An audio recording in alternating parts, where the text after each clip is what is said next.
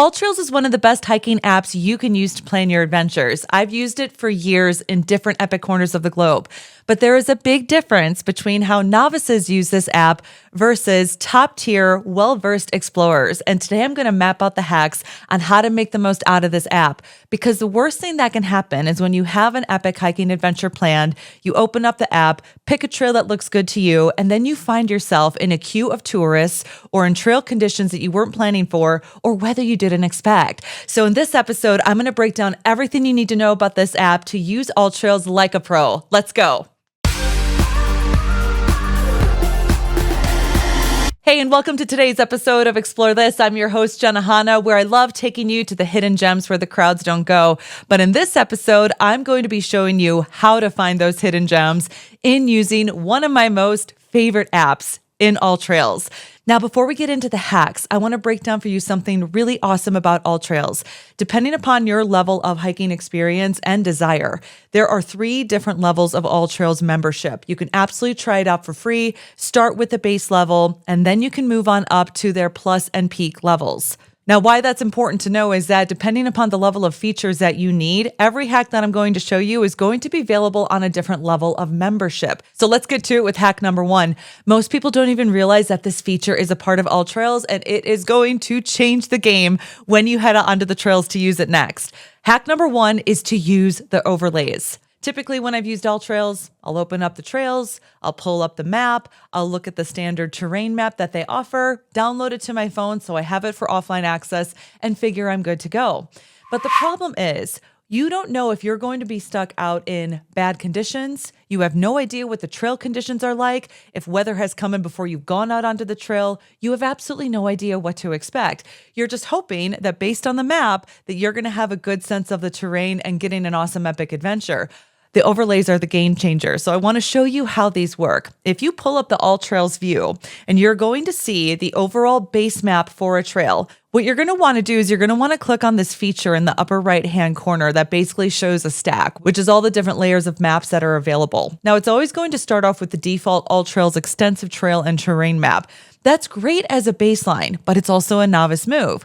What you will see to the right of this is when you click on overlays, you are going to see, based upon your level of membership, a number of different overlays that you can add to your map and create an opportunity to understand things like precipitation. So you know the real-time forecast that's going to happen when you're out on the trail.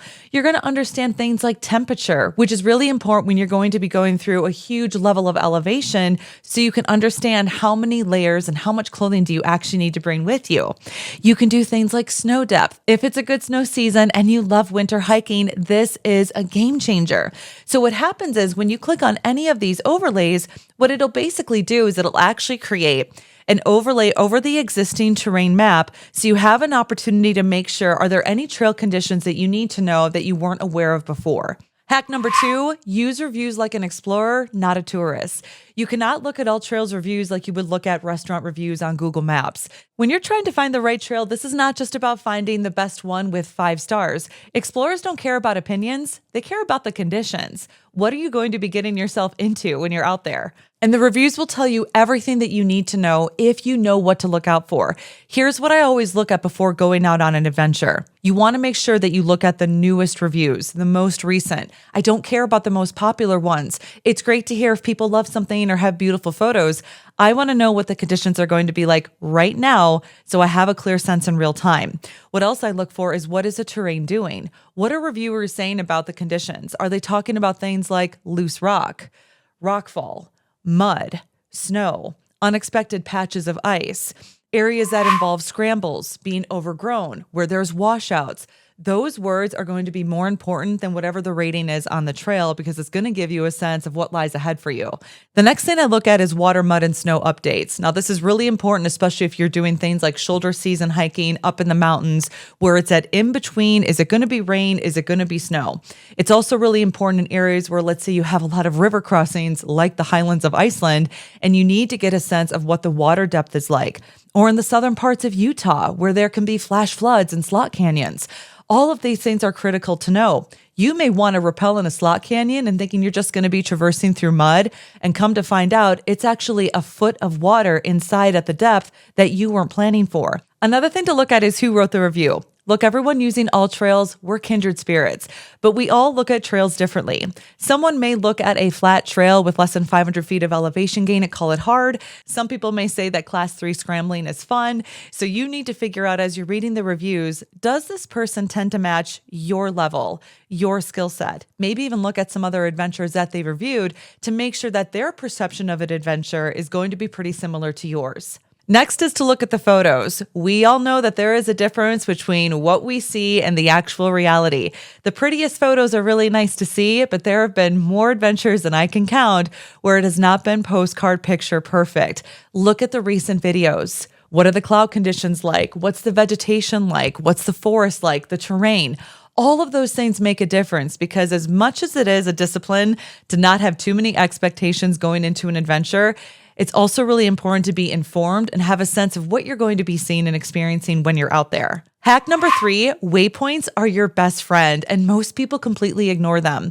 If you look on an AllTrails map, typically what you're going to see, depending upon the trail, where it is, the level of difficulty, and how much information is actually available, you're going to see yellow markers that are numbered going along the trail.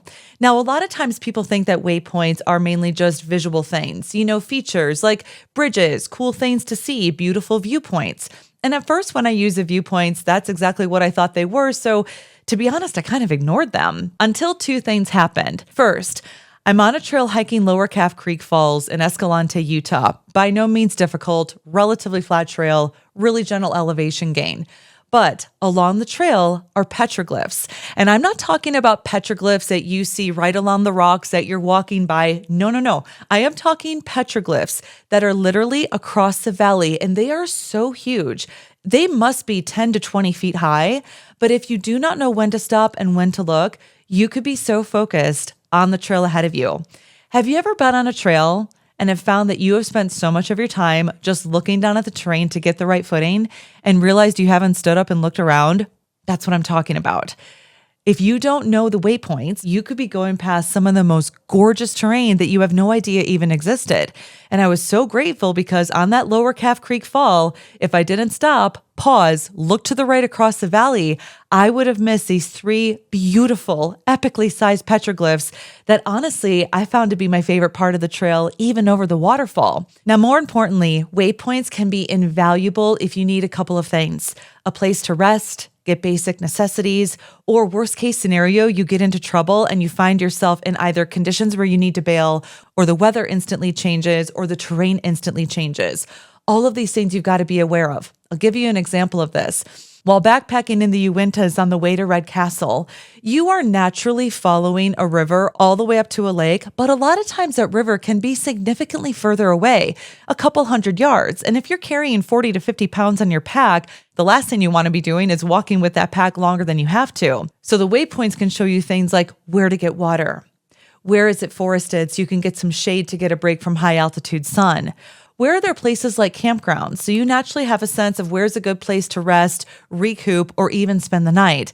Waypoints are going to save you more times than not only to get the best visual experience, but to also make it safe too.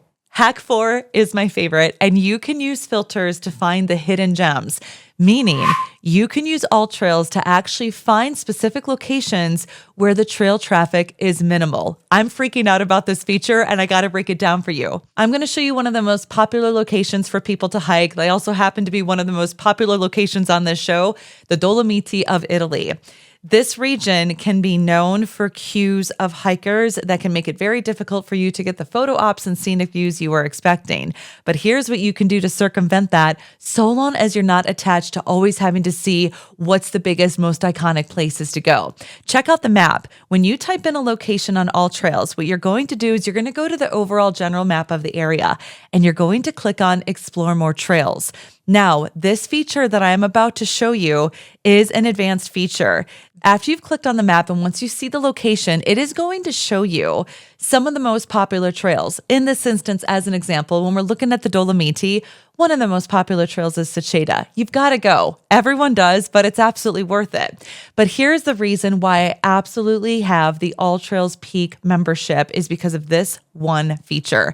If you go over to the All Filters button, you're going to see a lot of different options. Now, you can technically help yourself out and filter out trails based on activity, based on distance. So let's just say, as an example, you are choosing trails that are marked more as moderate, hard, strenuous, longer length, longer elevation gain. That's obviously going to help narrow out the crowds and go beyond the people who are just maybe looking to hike to a viewpoint. However, if you want to go to the next level, one of the cool things about AllTrails Peak is that they have what's known as community heat maps. And what that basically shows is how much traffic is on the trail, how many people are actively using it. And it's really easy to track because when you use AllTrails and you download the map and you go on that trail, it's an opportunity to actually show how many people are using it in a given time. So if you scroll down to the filters and you go to trail traffic, you're going to see these three options: light, moderate, and heavy. So when you select light trail traffic, what that's automatically going to do is it's going to filter down the amount of trails that are known to have fewer hikers. Now, in this instance, is real time as I'm using the filter. I'm doing this in shoulder season in the 𝗙𝗫𝗍𝗪, so it's not exactly jam-packed. But when you are doing this in peak season, this is an amazing hack to use. You don't have to go to the popular places to get the best adventures.